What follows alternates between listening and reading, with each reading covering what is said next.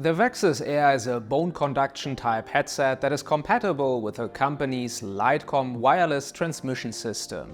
Together, the devices serve as an intercom setup for film crews and video teams on set or on location. The two main differences between this system and most other intercoms are the design of the headsets and the transmission. The slim, sportive design means the headphones are small, lightweight and comfortable to wear. The Vaxis Air headsets need to be paired with the Litecomm transceivers via NFC and Bluetooth. All units are labeled with colors and numbers, which is something we really appreciate since most companies seem to overlook this small but important detail. All movable parts on the headset are made from a silicone-like material, while some parts have a plastic housing.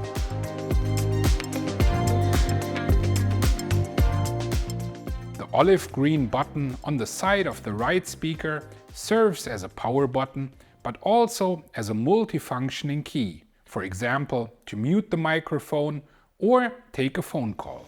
Behind the earpiece is a module that features two volume buttons on the bottom. Hidden behind a protective cover is a USB-C port that can be used to charge the device. Just like with most intercom systems, this one also only activates the microphone if it's pulled down. One limitation of this design is that the microphone is fixed on the left side, since the headset can't be worn the other way around.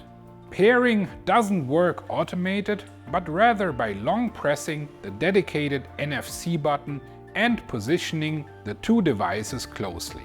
Most changes of settings or functions are confirmed by a female voice. While this is common with most intercom headsets, we would also like to see an option to turn off voice confirmations entirely. Disconnected, pairing, connected, mic on, mic off. The Litecomm transceiver is a plasticky box with a small screen showing connectivity, battery status, etc. Besides a power button, channel and volume buttons, there's a 3.5mm headphone input.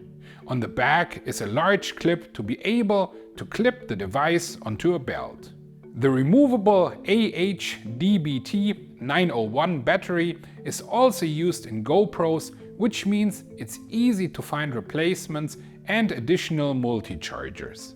But the battery can also be charged inside the Litecomm via USB-C. The internal battery of an Air headset lasts at least for a day of filming. According to Vaxis, the continuous talking time is 12 hours, which is remarkable when considering the small size of the unit.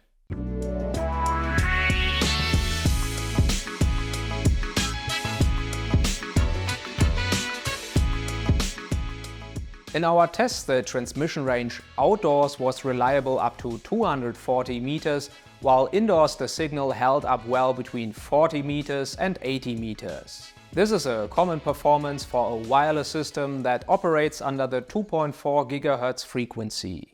The quality of the transmitted microphone is overall good. The noise reduction works well, but this also means that the signal can sound muffled at times. Our main concern before testing the system was the audibility, but the max volume is rather too loud in most filming conditions, which resulted in us usually lowering the volume. When listening to music or other audio from a phone or tablet, the audio quality is surprisingly rich. So this headset also does a good job for video editing or when simply being on a call. Although bone-conduction-type Bluetooth headphones are commonly used to listen to music during sports activities, this is the first time that we have used these as a film crew communication device. It's certainly a big difference compared to traditional over-ear headsets that are much larger, but especially much heavier. Something to keep in mind is that there isn't a wrong or right design for these. It all comes down to personal preferences and of course to what fits best on each head. The main advantage of the slim and lightweight design of the Vaxis Air is the fact that after wearing it for a few minutes you will forget that it's even there, and that is a big deal when wearing a headset all day long.